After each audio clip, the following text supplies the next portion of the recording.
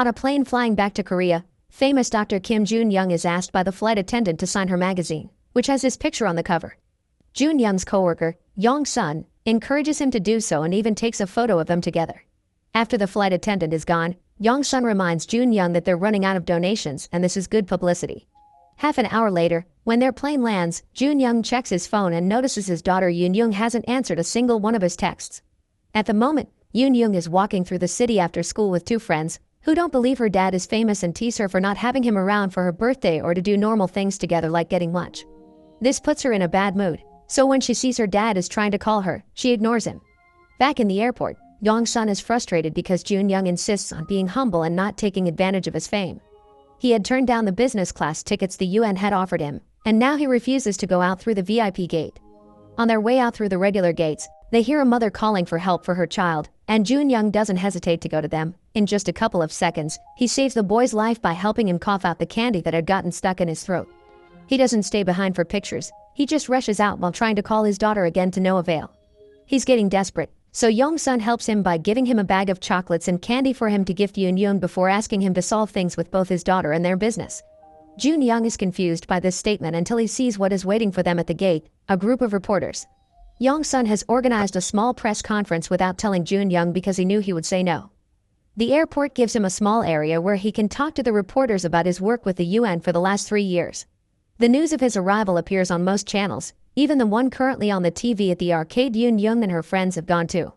Now they believe her dad is famous and she allows herself to look proud of him until Jun-young mentions that her getting sick 3 years ago was the inspiration for him to do voluntary work, and Yong-sun cuts to clarify Yoon-young is healthy now, just a little bit temperamental.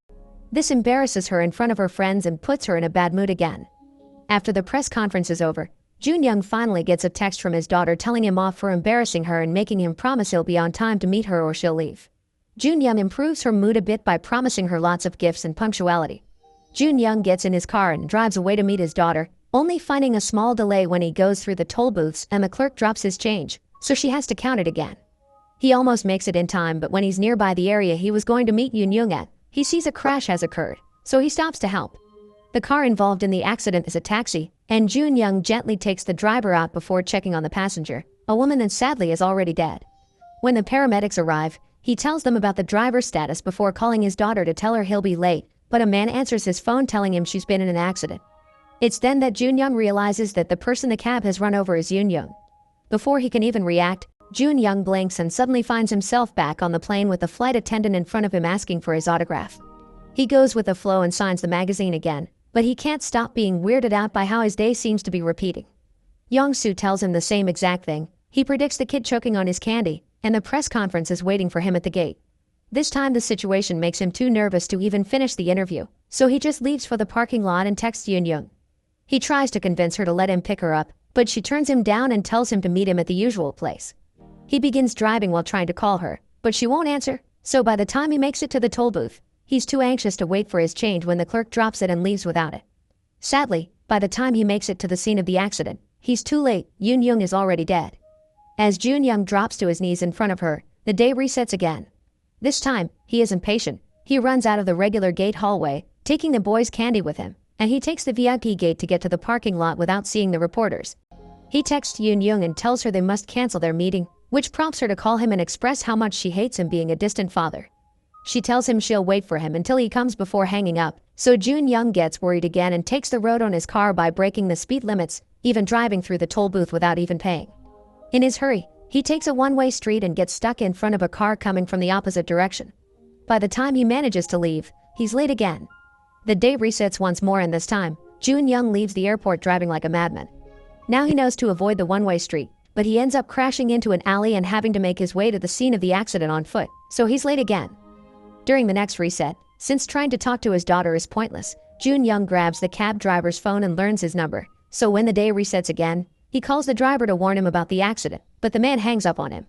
This time, when he rushes out of the airport at top speed, he takes some unfinished roads and makes it to the scene a couple of minutes earlier, but all this allows him to do is see the exact moment his daughter gets hit by the cab. Jun-young has a breakdown in front of his daughter, but suddenly he's grabbed by a man that tells him every day is the same except for him.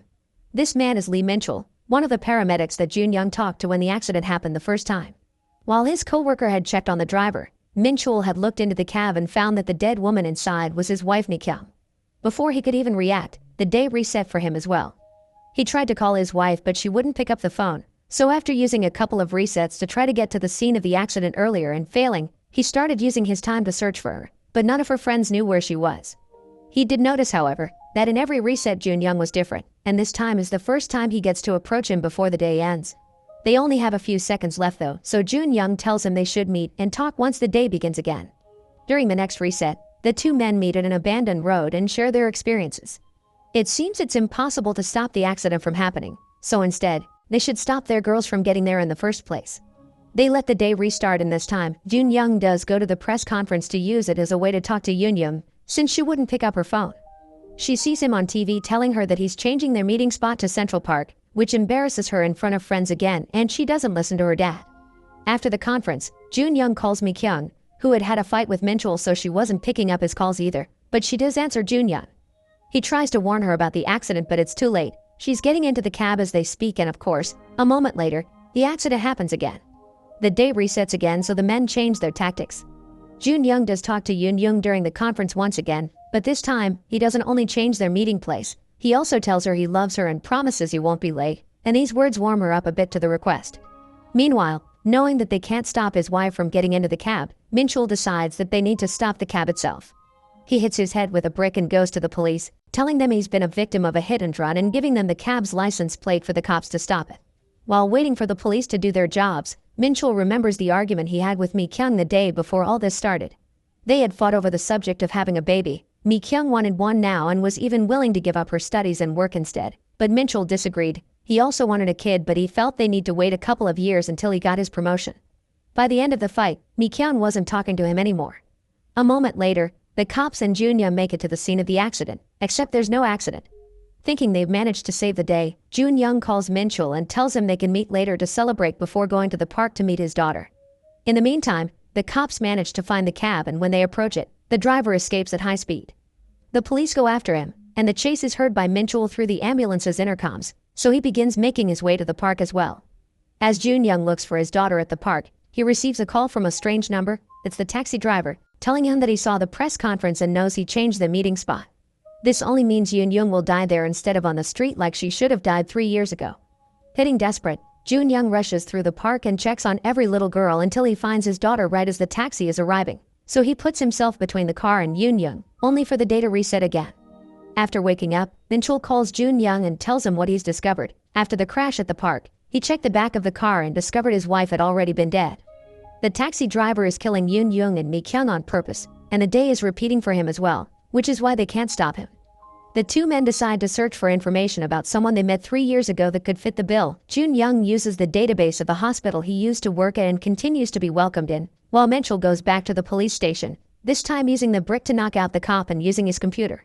3 years ago, Yoon-young had been terribly ill, and the only way for her to survive was a heart transplant.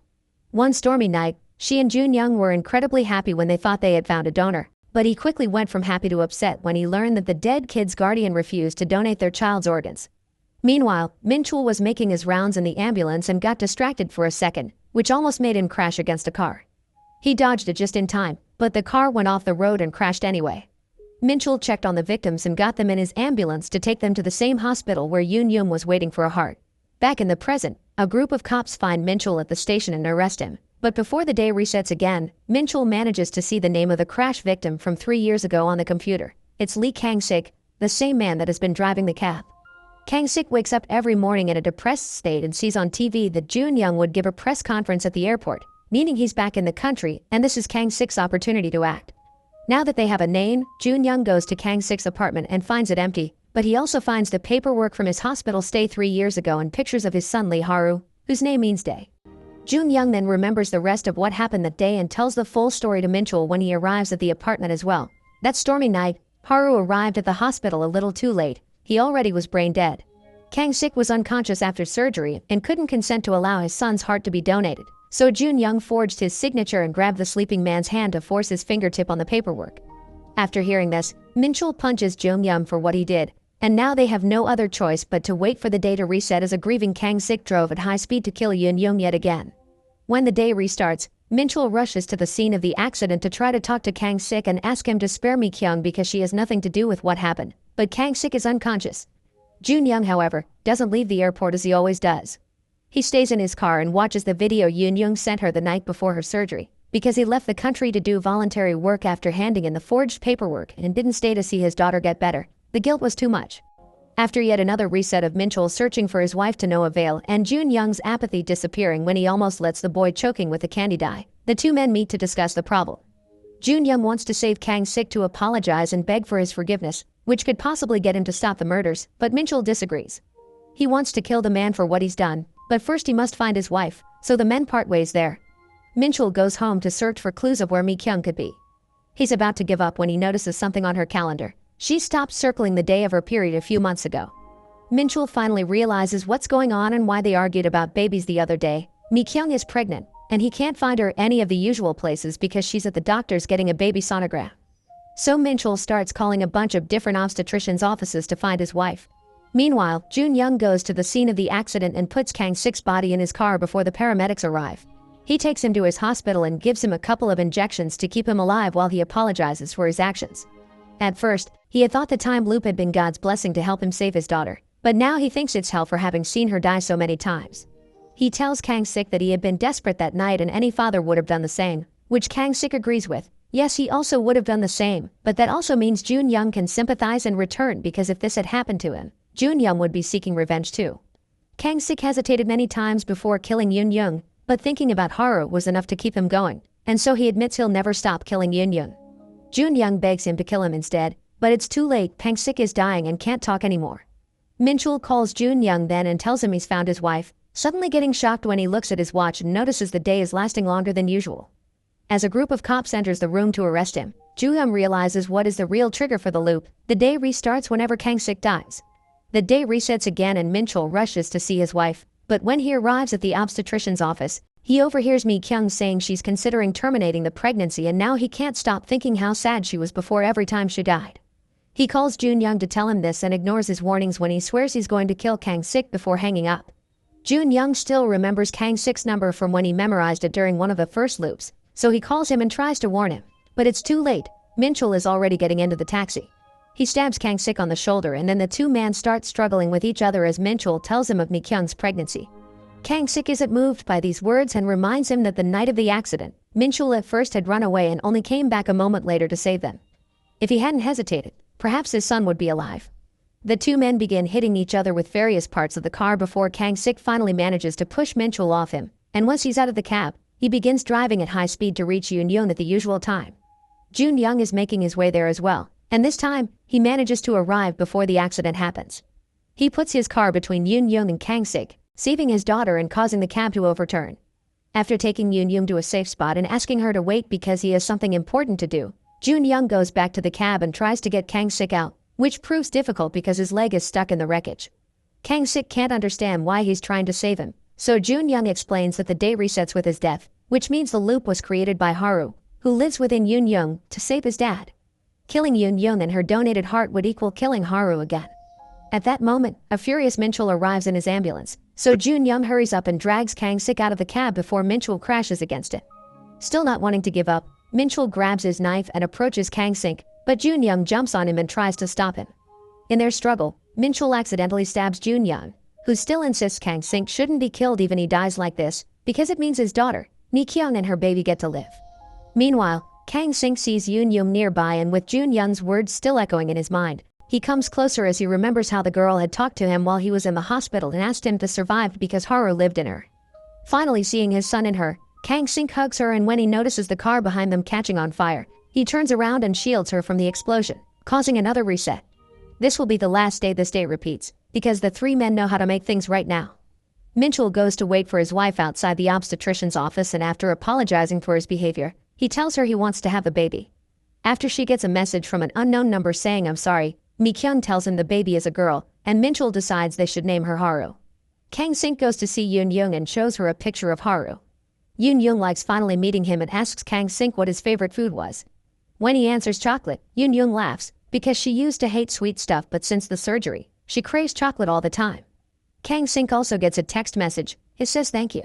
Meanwhile at the airport, Jun Young tells Yong Sun about what he did. Yong Sun is upset to hear it but also thinks it should stay in the past now that it's over. However, Jung Young doesn't listen. When the time for the press conference comes, he confesses his crime in front of the cameras for the whole world to hear. Make sure to subscribe and turn on notifications so you can watch more videos like this. Thanks for watching.